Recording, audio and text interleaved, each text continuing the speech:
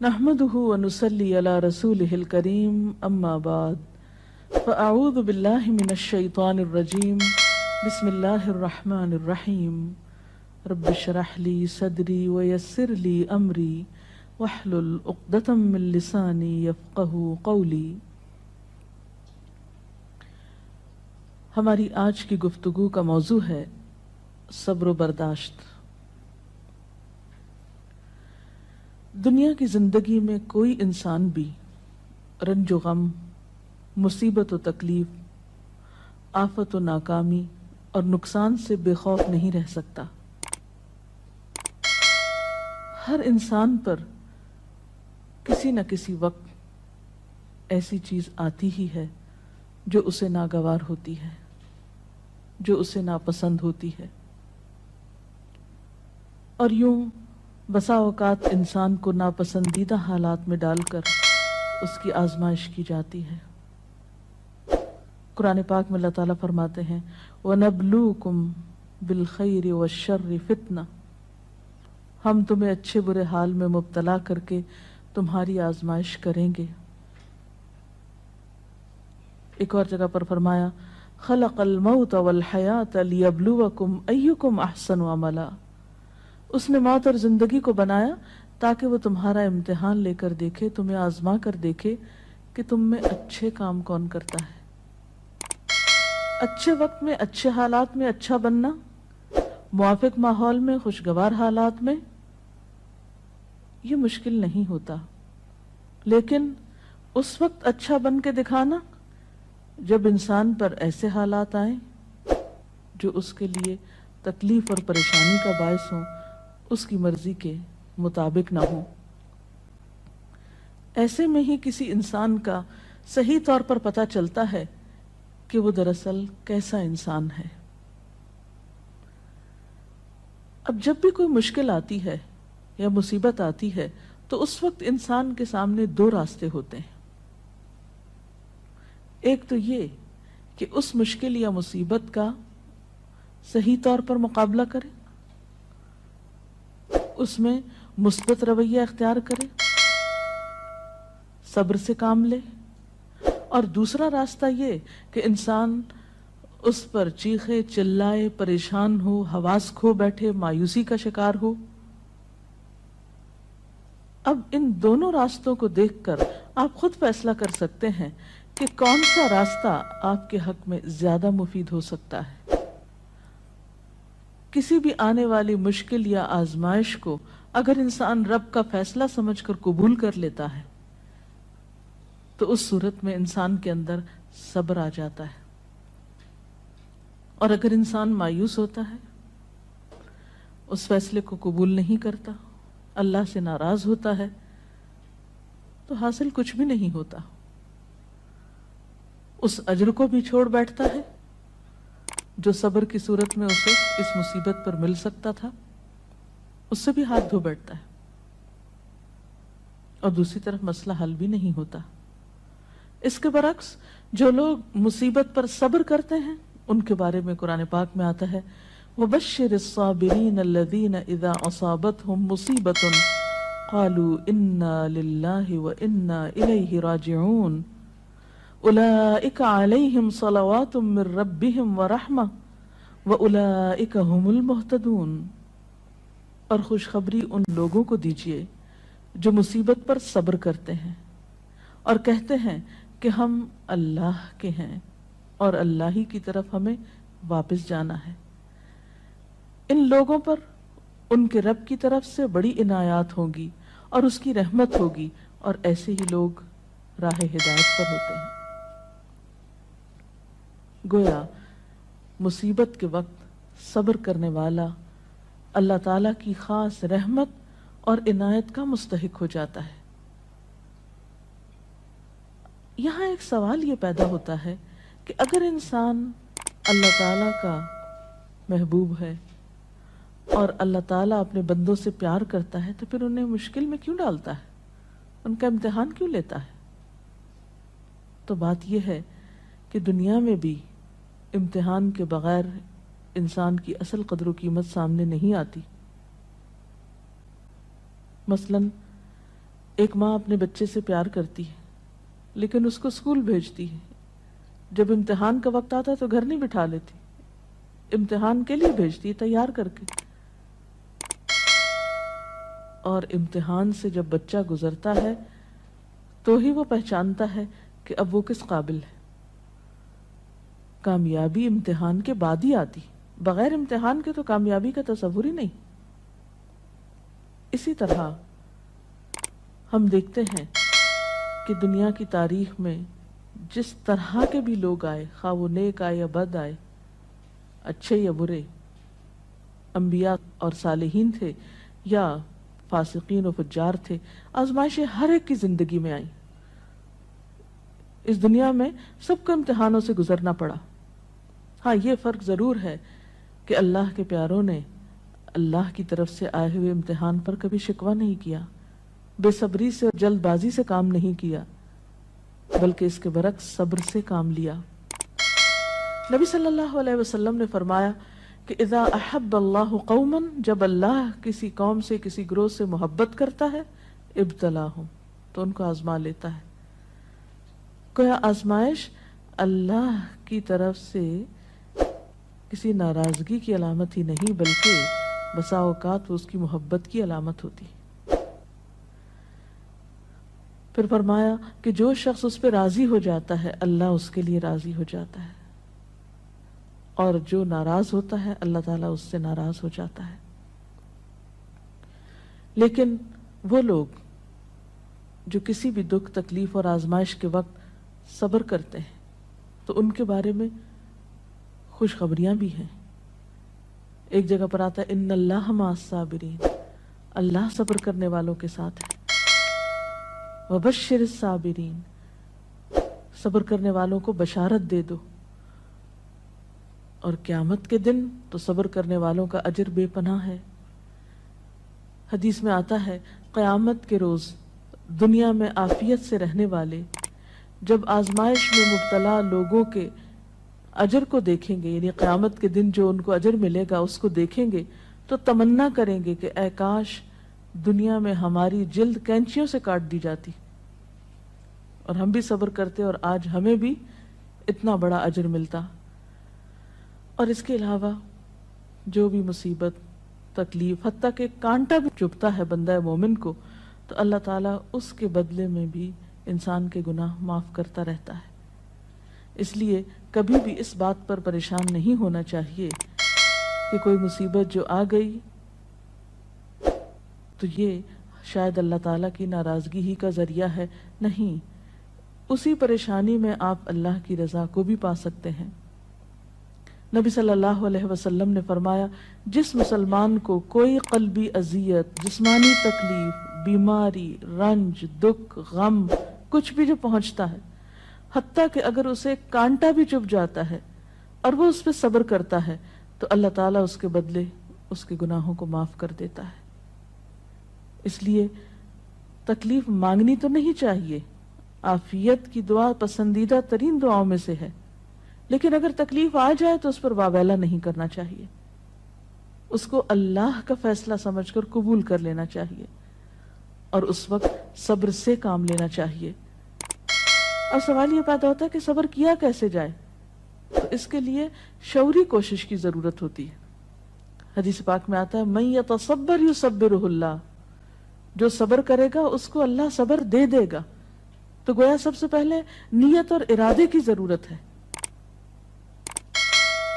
اللہ کے فیصلے کو قبول کرنا، ایکسپٹ کر لینا کہ جو ہونا تھا ہو گیا، آپ اسے تبدیل نہیں اب کر سکتے۔ مثلا کوئی شخص فوت ہو گیا، آپ اس کو دنیا میں لا تو نہیں سکتے، اب کیا اللہ کے فیصلے کو قبول کر لیجئے اور اس طرح بہیو کیجئے کہ اللہ راضی ہو جائے کہ ہاں اس میرے بندے نے میری بات کو قبول کر لیا، اس کا برا نہیں مانا۔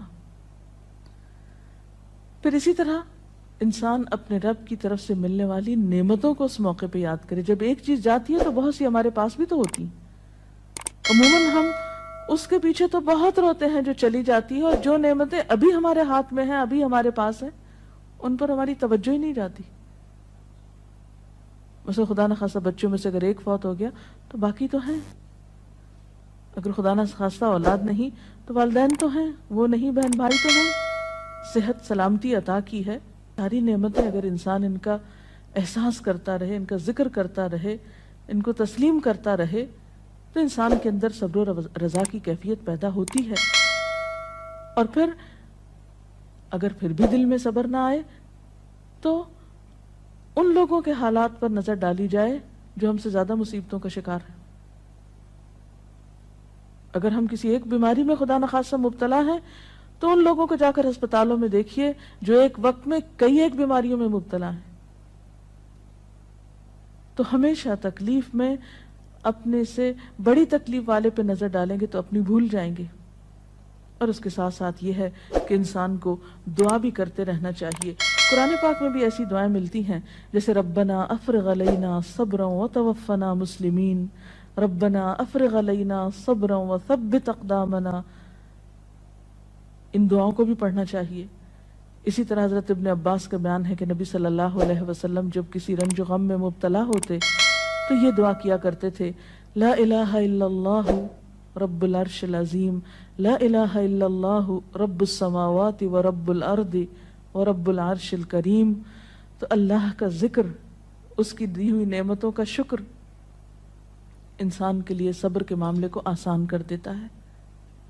اور حقیقت یہ ہے کہ صبر سے بڑھ کر کوئی چیز نہیں جو انسان کے لیے اتنی فائدہ مند ہو، جیسا کہ ایک بخاری کی حدیث میں آتا ہے، ما اعطی احد عطاء ما اعطی احد عطاء خیرا واوسع من الصبر۔ صبر کی توفیق سے بڑھ کر سمجھ لو کہ بہتر اور عمدہ نعمت کسی اور کو نہیں ملی۔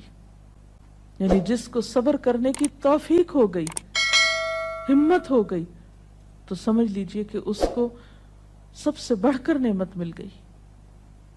یہ توفیق رب کی نعمتوں میں سے ایک بڑی نعمت ہے۔ اور ایک اور روایت میں تو صبر کو آدھا ایمان کہا گیا، صبر نصف الایمان۔ اور مومن کا حال کچھ یوں بتایا گیا، یعنی مومن کی شان آپ صلی اللہ علیہ وسلم نے فرمایا کہ مومن کی شان بھی عجیب ہے، اور یہ شان مومن کے سوا کسی اور کو نصیب نہیں ہوتی۔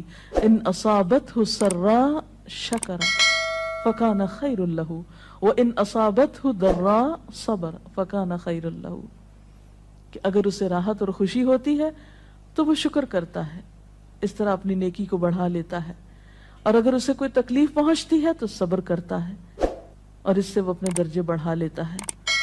تو گویا صبر ہر حال میں انسان کے لیے فائدہ مند ہے اور انسان کے درجات کو بڑھانے کا ذریعہ ہے۔ اس کے برعکس بے صبری انسان کے لیے کسی طور پر بھی فائدہ مند نہیں۔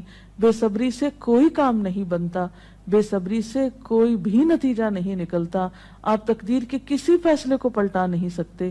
اس لیے صبر کرنا فائدہ مند ہے۔ اللہ تعالیٰ سے اس کی توفیق مانگنی چاہیے۔ اللہ تعالیٰ ہم سب کو اپنی عافیت میں رکھے، اور اگر اس کے فیصلے سے کوئی آزمائش زندگی میں آئی ہوئی ہے تو اس پر صبر کے ساتھ اللہ سے رجوع کرنے کی توفیق ملتی رہے۔ اس سلسلے میں اگر کوئی سوال ہو آپ کے ذہن میں۔ ہاں، ایک حالات میں بہت ہی کامن نظر آتے ہیں کہ جب کسی کی وفات ہوتی ہے، اور بہت ہی عام دیکھا گیا ہے کہ لوگ بالکل اپنے آپے سے باہر ہو جاتے ہیں، اسے اللہ کی رضا، اللہ کا وقت، جانے والے کا کوئی بالکل انہیں صرف اپنا غم کہ ہم سے یہ چھٹ گیا، اور اتنی استغفر اللہ غلط باتیں کہتے ہیں ان موقعوں پر، اور جب انہیں کوئی سمجھانا چاہے تو وہ اس مینٹل سٹیٹ میں، اس مینٹل فریم آف مائنڈ میں ہوتے نہیں کہ کسی کی بات سننا چاہیں، اور وہ بالکل صبر کا دامن چھوڑے ہوئے ہوتے ہیں۔ تو اس طریقے سے ان ماحول میں لوگوں کو کیسے ڈیل کیا جائے؟ ایسے سب لوگ اپنے بارے میں سوچیں کہ ان کی اس بے صبری نے ان کو کیا دیا، کیا اللہ کا فیصلہ پلٹ گیا، کیا اس بے صبری سے انہیں کوئی اجر ملا، کیا ان کی اس بے صبری سے دوسروں کو کوئی راحت ملی۔ جب انسان بے صبری سے کام لیتا ہے تو وہ نہ صرف یہ کہ خود کو پریشان کرتا ہے بلکہ اپنے آس پاس کے لوگوں کے لیے ایک اذیت کا سبب بن جاتا ہے، ان پہ ایک بوجھ بن جاتا ہے۔ پھر بعض اوقات زبان سے ایسی ناروا باتیں نکالتا ہے کہ اللہ تعالیٰ کو ناراض کر دیتا ہے. حالانکہ دیکھا جائے تو ان ساری چیزوں کے نتیجے میں سوائے خسارے اور ناکامی کے کچھ حاصل نہیں ہوتا. اسی لیے قرآن پاک میں اللہ تعالیٰ فرماتے ہیں وَالْعَصْرِ إِنَّ الْإِنسَانَ لَفِي خُسْرٍ إِلَّا الَّذِينَ آمَنُوا وَعَمِلُوا الصَّالِحَاتِ وَتَوَاصَوْا بِالْحَقِّ وَتَوَاصَوْا بِالصَّبْرِ. قسم ہے زمانے کی، یقیناً انسان نقصان میں ہے سوائے ان لوگوں کے جو ایمان لائے اور جنہوں نے اچھے کام کیے، ایک دوسرے کو حق کی تلقین کرتے رہے اور ایک دوسرے کو صبر کی تلقین کرتے رہے. تو خواہ تکلیف میں مبتلا شخص چیخنا پکارنا کرے، پھر بھی آس پاس کے لوگوں پر لازم ہے کہ وہ کسی نہ کسی طریقے سے اسے صبر کی طرف لے آئیں، اس لیے کہ صبر کے علاوہ اور کوئی دوا ہے ہی نہیں ایسے لوگوں کی. میم صبر کا مطلب کیا ہے؟ صبر کرنا کیا ہوتا ہے؟ صبر کا معنی ہوتا ہے اپنے آپ کو روک لینا، یعنی نیگیٹو ریئیکشن سے روکنا، منفی رویے سے روکنا، ناپسندیدہ حالات میں ناپسندیدہ طرز عمل سے خود کو روکنا، اور ایسے موقع پر ہمت اور دلیری سے کام لیتے ہوئے وہ طریقہ اور وہ طرز عمل اختیار کرنا جو اللہ تعالیٰ کی رضا کا باعث بنے. انسان اسفل سافلین میں نہ جا گرے، اپنے درجے سے انسانیت سے نیچے نہ اترے، اپنی زبان اپنے طرز عمل سے کوئی ایسا مظاہرہ نہ کرے جو انسانیت کے خلاف ہو، ایک مسلمان کی شان کے خلاف ہو، جو اللہ کو ناراض کرنے والا ہو. اسی رویے کا نام صبر ہے. رسول اللہ صلی اللہ علیہ وسلم کی زندگی سے میڈم کوئی مثال بتائیں جب ان کو کوئی بہت بڑا لاس ہوا ہو یا کوئی ان سے بچھڑ گیا ہو تو ان کا کیا رد عمل ہوتا تھا؟ اس میں ہم بے شمار مثالیں دیکھتے ہیں. مثلا آپ دیکھتے ہیں کہ سفر طائف کے موقع پر جب آپ صلی اللہ علیہ وسلم کو لوگوں نے پتھروں سے مارا، آپ پہ آوازیں کسے، آپ نے ان کو بد دعا تک نہیں دی، خاموشی اختیار کی، پیدل چلتے آئے، پھر ایک باغ میں آ کر آپ نے آرام فرمایا. جبریل امین حاضر ہوئے کہ اگر آپ اجازت دیں اور آپ چاہیں تو ان لوگوں کو دو پہاڑوں کے بیچ میں پیس کے رکھ دیا جائے. لیکن آپ نے اس موقع پر بھی کوئی بات ایسی زبان سے نہیں نکالی، بلکہ کیا فرمایا کہ اللہ ان کو ہدایت دے، شاید ان کی نسلوں میں سے کوئی ایسا شخص ہو جو ہدایت پا جائے. اور ہم دیکھتے ہیں کہ محمد بن قاسم اسی قبیلے سے تعلق رکھتا تھا جس کی وجہ سے سندھ فتح ہوا اور یہاں اسلام کا دورہ ہوا. اثرات کہاں تک پہنچے صبر کے. اسی طرح اپنی اولاد کے معاملے میں آپ کے بیٹے ابراہیم جن سے آپ کو بہت پیار تھا، جب وہ فوت ہوئے تو وہ آپ کی گود میں تھے اور آپ کے آنسو ٹپ ٹپ گر رہے تھے. لوگوں نے دیکھا تو کہا اللہ کے رسول صلی اللہ علیہ وسلم آپ بھی روتے ہیں؟ فرمایا کہ ہاں، یہ تو رحمت کی علامت ہوتی ہے. آنکھ آنسو بہاتی ہے، دل غمگین ہوتا ہے، لیکن زبان سے وہی نکلے گا جو اللہ کی رضا ہوگی، یعنی زبان سے کوئی ناپسندیدہ بات نہیں نکلے گی. اسی طرح جنگ احد کے موقع پر جب آپ کا دانت شہید کر دیا گیا، اس موقع پر بھی آپ نے کس طرح صبر و رضا سے کام لیا. تو گویا خواہ کوئی جسمانی تکلیف ہوئی آپ کو، یا اولاد کی طرف سے تکلیف اور غم پہنچا، یا اللہ کے راستے میں جب کہیں ستائے گئے، تو کسی بھی موقع پر آپ نے کبھی کوئی ایسا طریقہ اختیار نہیں کیا کہ جو اخلاق سے کم ہو. اسی لیے آپ کو یہ اعزاز نصیب ہوا کہ انک لعلی خلق عظیم، بے شک آپ اخلاق کی عظمتوں پر فائز ہیں. اور واقعی بہترین اخلاق اس وقت کسی کا پتہ چلتا ہے، اور بہترین اخلاق والا وہی ہو سکتا ہے جو ایسے موقع پر بہترین اخلاق کو ثبوت دے جب حالات اس کے موافق نہ ہوں، اس کے خلاف ہوں، اس کے نفس کو ناگوار ہوں، اس کے لیے تکلیف دہ ہوں، پریشان کن ہوں. جی کوئی اور سوال؟ یہ صبر کے معاملے میں ہم عورتیں جو ہیں عموماً بے صبری کا زیادہ مظاہرہ کرتے ہیں، خاص کر جیسے کہیں اموات ہو جائے یا کچھ ہو جائے.